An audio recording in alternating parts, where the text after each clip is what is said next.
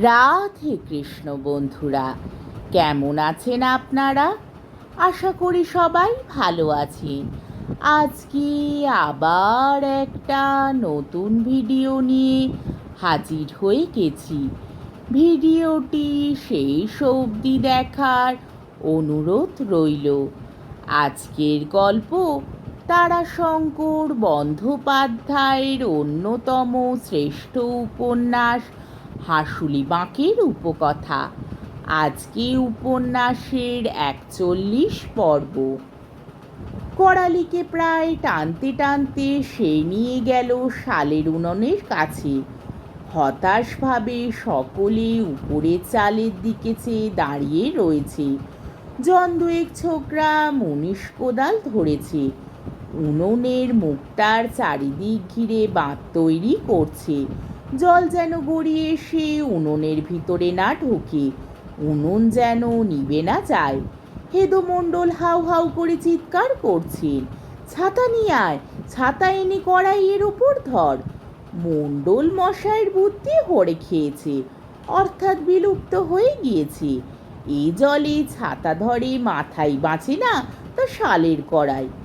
প্রহ্লাদ কলরব করে বলে উঠল, হয়েছে বনোয়ারি, হয়েছে। করালি উপায় করেছে, তেরপল নিয়ে আইছে, দাও চাপিয়ে চালে। তেরপল? রেল স্টেশনের তেরপল চাল ধানের বস্তার উপর বর্ষার সময় চাপিয়ে দেয়, একটি ফোঁটা জল পড়ে না, সেই তেরপল। হেদমণ্ডল হাঁপ ছেড়ে বাঁচলেন, তার আর তর সইছে না। দে দে, চাপিয়ে দে, ওঠ, উঠে পড়। বনোয়ারি একটা দীর্ঘ নিঃশ্বাস ফেললে, তা ভালোই হয়েছে, হ্যাঁ ভালোই হয়েছে, দে তা চাপিয়ে দে। করালি বললে, তোমার জিম্মায় রইল কিন্তু মুরুব্বি, তুমি আইছো বলেই আনলাম আমি, নইলে লাখ টাকা দিলে দিতাম না আমি, তা সে আজই হোক আর রোজই হোক। হ্যাঁ। হেদমণ্ডল কথাটা শুনে হেসে তার দিকে তাকিয়ে বললে, বলিহারি রে বলিহারি, খুব বলেছিস যে। আবার একটু হেসে বনোয়ারির দিকে তাকিয়ে মণ্ডল বললে, তা বাহাদুর বলতে হবে ব্যাটাকে, হ্যাঁ ব্যাটা খুব বাহাদুর। করালির ভুরু দুটো কুঁচকে উঠল। ঘোষমশাই হলে হয়তো ভুরু কুঁচকেই মাথা হেঁট করে চলে যেত, কিন্তু হেদমণ্ডল মাইতো ঘোষ নয়। সে মুহূর্তে জবাব দিয়ে উঠল, ও কি, ব্যাটা ব্যাটা বলছেন কেনে, ভদ্রলোকেরও কি কথা? এক মুহূর্তে শালের সমস্ত কাহারেরা হতভম্ব হয়ে গেল। বনোয়ারি শঙ্কিত হয়ে উঠল। হেদমণ্ডল সাক্ষাৎ দুর্গা মায়ের অসুর, এবার হুঙ্কার ছেড়ে লাফিয়ে পড়বেন করালির উপর। কিন্তু আশ্চর্য, হেদমণ্ডল কেমন যেন হয়ে গিয়েছিলেন। চুপচাপ দাঁড়িয়ে আছেন তেরপলের জামা পরা করালির দিকে চেয়ে। কিছুক্ষণ স্তব্ধ হয়ে থেকে হেদমণ্ডল শুধু বললেন, কেনে, অন্যায় কি বললাম আমি? কিরে বনোয়ারি, কি অন্যায়টা বলেছি তুই বল দেখি। বনোয়ারি উত্তর দেবার পূর্বেই করালি বললে, মুরব্বির কাছে উসব তো অন্যায় লাগবে না, উসব ওদের গা সওয়া হয়ে গেছে। বলি, ব্যাটা কিসের মশাই ব্যাটা? বলেই সে হন হন করে চলে গেল। বলতে বলতে গেল, ব্যাটা শালা হারামজাদা গুখোর ব্যাটা লেগেই আছে, ভদ্রলোকের মুখে লেগেই আছে। ভদ্রলোক মাথা কিনেছে। সে এসে দাঁড়ালো সেই গাছতলায়। কই পানা কই, সে শেল অর্থাৎ গেল কোথায়? যারা বসেছিল তারা হতভম্ব হয়ে গিয়েছিল করালির কাণ্ড দেখে। ভাবছে, করালি করলে কি, এও কি সম্ভব হয়? অবাক করে দিয়েছে করালি। ছোকরার বুকের পাঠা আছে বটে, সঙ্গে সঙ্গে এও তাদের মনে হচ্ছে যে করালি কথাটা কিন্তু ঠিক বলেছে। ওই বাক্যগুলো মণ্ডল মশাই বাবু মহাশয়দের মুখে লেগেই আছে। রাগ হলে কথাই নাই, আদর করবেন তাও বলবেন, বলিহারি রে শালা, আদর করে কেমন আছিস শুধালেন তা বলবেন, কিরে হারামজাদা রয়েছিস কেমন। কথাটি করালি বলেছে ঠিক, তবে তবে এমন চটে ওঠে না বললেই হতো। লঘুগুরু তো মানতেই হয়, ভগবান বাবা কালারুদ্দের বিধানে তো এসব লেখাই আছে। পায়ে মাথায় সমান নয়।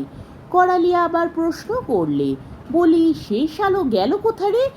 কারিস না যে মাতলা বললে, সে পালাচ্ছে কোথা? পালালছে? লাশ শালা খ্যাঁকশাল পেলে হয় শালাকে। করালি আর দাঁড়ালো না। তেরপলের জামাটা পরে লম্বা পা ফেলে চলে গেল, যেন সাপের 5 পা দেখেছে। তেরপলের তলায় একটি ফোঁটা জল পড়ে না। নির্বিঘ্নে চলছে গুড় তৈরির কাজ। উনুনের পাশে লম্বা বাখারিতে নারকেলের মালা গাঁথা হাতা দিয়ে গাঁত অর্থাৎ ময়লা তুলতে তুলতে বনোয়ারি ভাবছিল ওই করালির কথা। ছোকরা অসম্ভব কাণ্ড করে তুলেছে, যা খুশি তাই করছে, কোনো বিধিবিধান মানছে না, শাসনের বাইরে গিয়েছে, কথায় কথায় ঝগড়া, পদে পদে বিপদ বাঁধিয়ে তুলছে। আজই যদি তেরপলতার দরকার না থাকতো তবে হেদমণ্ডল ছাড়তেন না, কাণ্ড একটা ঘটে যেতই না। বনোয়ারির এ বড় খারাপ লাগছে। কাঁটা গাছ। করালি সেই কাঁটা গাছের চারা। তুমি আদর করে কোল দিতে যাও, বুকে তোমার বিদে ক্ষত বিক্ষত করে দেবে। তবে ব্যাটা ফ্যাটা কথাগুলি খারাপ বটে। একটা দীর্ঘ নিঃশ্বাস ফেলল বনোয়ারি। ছোকরাটি যদি ভালো হয়ে চলতো, সলাসুলুক নিত, মানত, ওই চন্দনপুরের কারখানাতেই ওর মাথা খারাপ করে দিলে। বৃষ্টি আরো জোরে এলো, সঙ্গে সঙ্গে দমকা বাতাস। বৃষ্টির জলের ঢল নামছে, গ্রাম থেকে বেরিয়ে মাঠের দিকে চলেছে। ও তেরপলটা না হলে আর সব মাটি হতো, সব বরবাদ যেত। ও ঝমঝম করে জল। কাহার পাড়ায় মেয়ে ছেলেগুলো কলকল করছে। ফাল্গুন মাস, চালে এখনো নতুন খড় পড়ে নাই। পুরনো খড় পচেছে, উড়ে গিয়েছে। দেবতার জল সবটুকুই ঘরে পড়ছে আজ। আহা, সমস্ত রাত্রি ঘুমোতে পারে না।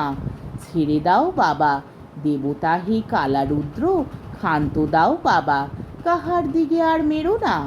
মাইতো ঘোষ বলেন, এলো ডাউরি মল বাউরি, বাদলা বর্ষা হলে কাহারদেরই মরণ। বাতাসে গাছপালার মাথা দুলছে, বাঁশবাদির বাঁশবনে মাতন লেগেছে। ঝরঝর শব্দে বৃষ্টি পড়ছে বাঁশের পাতায়।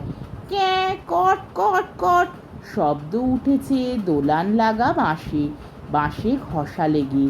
মাঠ থেকে ভিজে মাটির গন্ধ ভেসে আসছে। হঠাৎ প্রহ্লাদ কোদালখানা হাতে নিয়ে উঠল। কোথা যাবি? ওই দেখ। প্রহ্লাদ দেখালো। গ্রাম গড়ানি জলের ধারার সঙ্গে এক পাশে কষের কালির মতো একটা জলের স্রোত বয়ে যাচ্ছে। সার সার ডোবা ভেসেছে, সার ধোয়া জলের ওই রং, ওই ধারা কিছুতেই জলের সঙ্গে গুলে এক হয়ে যাবে না। এক পাশ ধরে চলবে, আর ওতে পা দাও, দেখবে ফুটন্ত জলের মতো গরম। পাশের মাটি রঙের জলে পা দাও, দেখবে ঠান্ডা।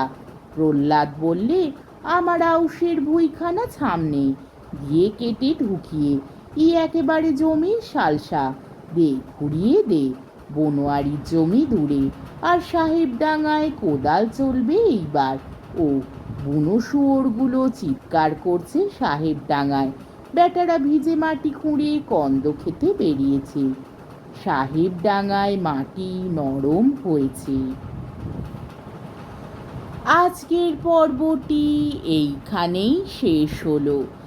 আমার ভিডিওটি যদি আপনাদের ভালো লেগে থাকে তাহলে আমাকে কমেন্টের মাধ্যমে আপনাদের মূল্যবান মতামত অবশ্যই জানাবেন, এবং আমার ভিডিওটিকে লাইক ও শেয়ার করার ও আমার চ্যানেলটিকে সাবস্ক্রাইব করারও অনুরোধ রইল। তাহলে আজকের ভিডিওটা এই অবধি। পরের দিন আবার এই উপন্যাসেরই 42 পর্ব নিয়ে হাজির হয়ে যাব। ততক্ষণ পর্যন্ত আপনারা সবাই ভালো থাকবেন, সুস্থ থাকবেন, সাবধানে থাকবেন এবং আমার ভিডিওটি দেখতে থাকবেন। তাহলে আজকে আসি। রাধে কৃষ্ণ।